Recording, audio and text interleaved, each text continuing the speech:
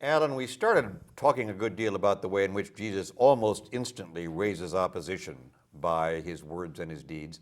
Then we've had a couple sessions where we're mostly talking about his relationship to the disciples. They're trying to figure out who is this man, and maybe he trying to figure out who he is in terms of his own ministry. But now as we move into chapter 11 and come two-thirds of the way almost through our gospel, opposition begins to mount again. What's going on, do you think? A few things, I think. One is change of venue, because in chapter 11 we get the triumphal entry into Jerusalem. So Jesus riding on a donkey in at the loud acclaim of his followers and others, and he enters the city for the first time. And in fact, down the road we're going to see the disciples marveling at the size of the buildings in the temple. This is their first trip to the big city in this gospel. And so it's a new place with new Jewish leadership, and so the issues almost immediately start. All right.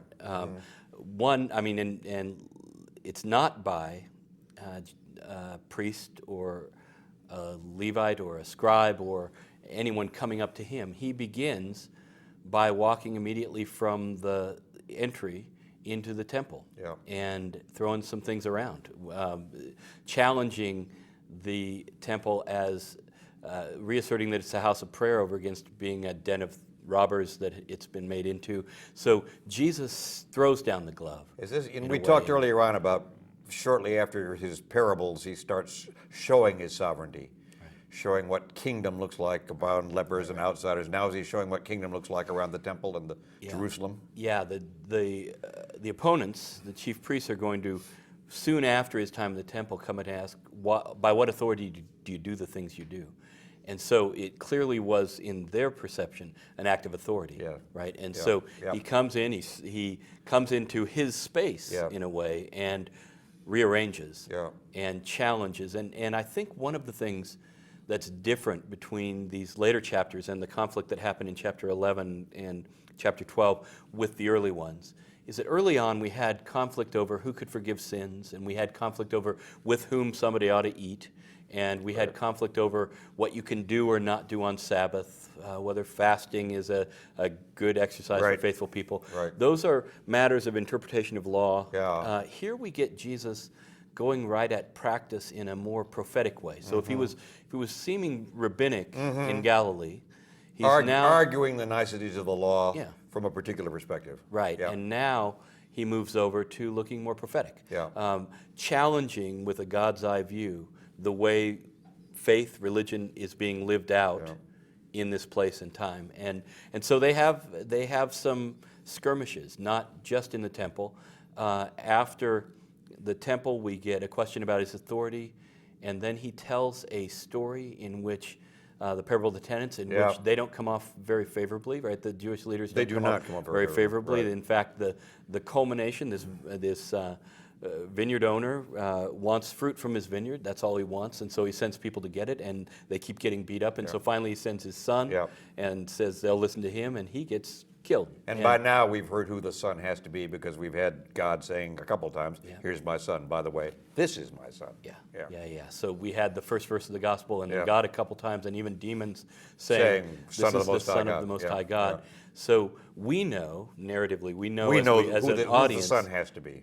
And the telling of this parable evokes opposition so great that they would go after him, except the crowds are too big in his favor. So we see the crowds come in here again too, this time as kind of a shield to Jesus to let him run along. Which in a way goes back to Meinier's point that they're the undecided but sometimes useful hangers-on. Not quite there yet, but not against him either. Right. He can hide behind him a little bit. Figuratively, because he doesn't seem to draw back. Right, but there they are. The fact that they're there, and the other crowd insight here, and part of this is just narrative fun, but I think there may be more to it than just that, is when they ask, by what authority do you do these things? Jesus answered, well, I've got a question for you. The baptism of John, was it from God or from people? And they step aside to deliberate, the Jewish leaders do, and they say, well, if we say from God, they'll say, why didn't you believe him?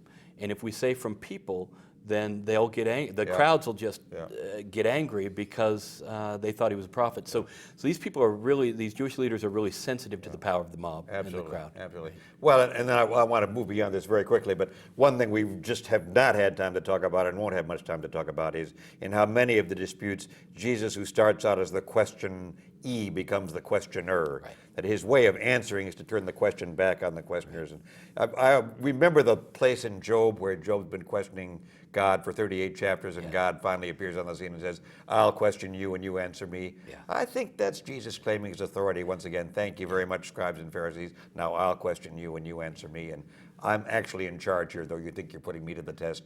I get to set the test. Yeah, and you know, I think that fits exactly because there are a series where they ask him questions.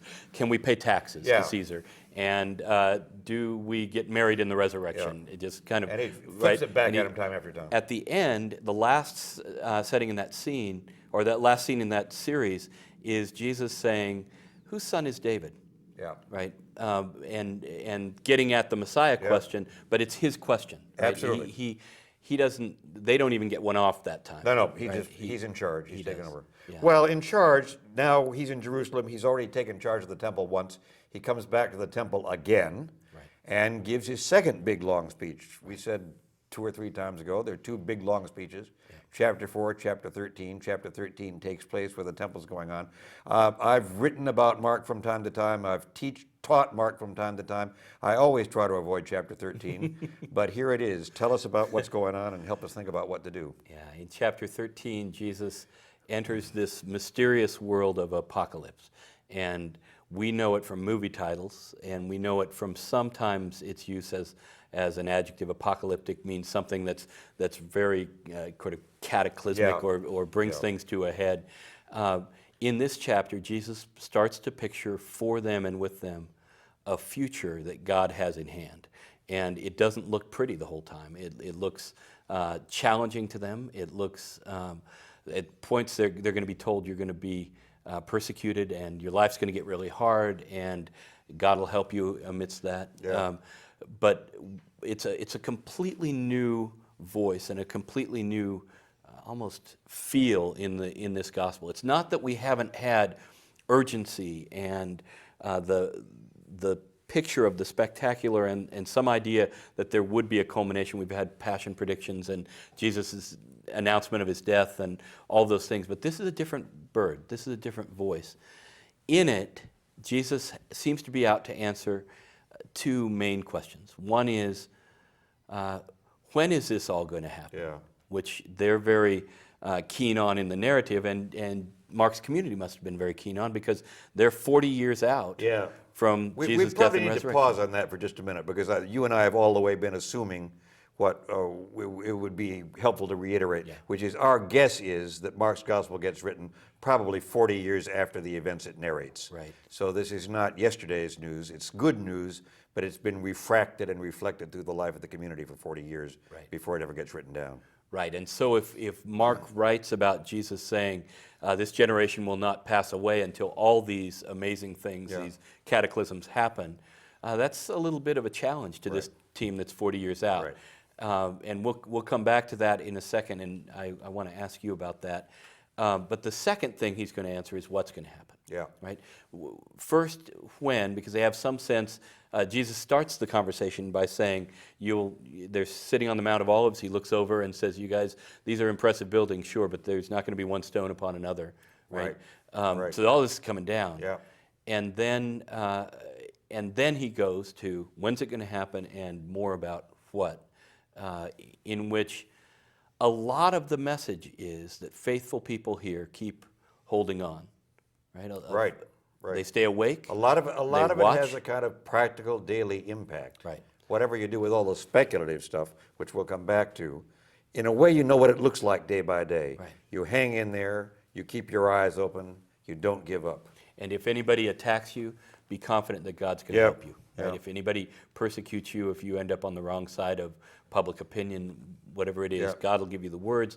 And one thing about that, I mean, it's I think easy for us as distant readers to slip into seeing these disciples as what they had become later. Right, absolutely. But these are not people who have majored in public speaking. right? Right. These are not people who have, and we all know, all the surveys show that public speaking is more dreadful than death to a lot of people in our Yeah, absolutely. in Right. our culture. Yeah. So the idea of facing rulers and kings and synagogue leaders and speaking at all Yeah. must have been menacing. Yeah. Jesus says to them, "You'll get the words. God'll take care of you." So he not only envisions the problem, Yeah. he tries to tell them what would holding on look like. What would a proper, faithful person do in Yeah. this setting? Yeah. Um, in the realm of trying to get on the table context, which I'm glad you spoke out the 40-year gap Yeah. and Yeah. how we're assuming that. The other thing to bring onto the table is this genre of apocalypse. What it is. What does it mean when somebody writes one of these? This one's called the Little Apocalypse, Yeah. and there are a couple of bigger ones. Daniel in the Old Testament and Revelation is the biggest of them all. Which the Greek word just is apocalypse. Is apocalypse, yeah. right. Here's the apocalypse. Yep. Yeah. So Mark is working with a tradition of a way of writing Yeah. that happens in certain places under certain conditions that might help us to understand Mark 13 a little better. Oppressed people use this as a way of speaking to one Right. another sometimes. In Daniel's case, it comes out of extreme persecutions under Antiochus Epiphanes in the 2nd century BC, when Jews, for being Jews and faithful, Yeah. are being persecuted. And so they can no longer say, well, I was faithless, and that's why I got the bad end of Nebuchadnezzar's muzzle. Right? Now all of a sudden I'm doing the right thing, and bad things are happening to me. How do I process Yeah. that? Apocalypse comes as an answer to that for people who are up against powers greater than themselves and living out something that those powers are trying to put down. And so it would be, I imagine, a welcome message to these Markan followers who are in a room somewhere. So how does it speak to us now as 21st century, most of us not persecuted Christians, much used in many churches as a sign of great hope that God's going to do something drastic very soon now? Right. We're 9.5, a little more than 9 years out from Y2K, right? Yeah. 10 years out, and there were people sitting on the roofs waiting for the end of Exactly. time, and that happens in every generation. The message, I think, that's available to us in this apocalypse in Mark is that God has designs for the world, not just for me or you, but God has designs for creation and for all people that aren't yet met. Okay. No, I That think God that's has good. a place where this is going, and we can anticipate that and live into it or toward it, and that's a sort of bright light to shine on this fact or this truth that Jesus is trying to communicate. Oh, that's good. And the other piece of that, I think, is in an interesting way, Jesus includes his own criticism of the apocalyptic thought, because he says, actually, dear friends, this is really important, but nobody knows the details. Right. In fact, I myself don't know the details. Right. Only God the Father knows this. So act faithfully, live faithfully, trust God entirely, but don't spend your time working out charts and playing with calendars on this thing. Right. It reminds me of the parables when Jesus said, you don't have to worry about who's in and who's out. Right. There are places in this gospel where Jesus relieves us of temptations to judge or to be obsessed with things. And in this place, we don't have to mind the calendar. Okay. Right? I think. Oh, I do too. Well, let's see how he lives out his own hope for what God's going to do in the next chapters. Yeah, that's great.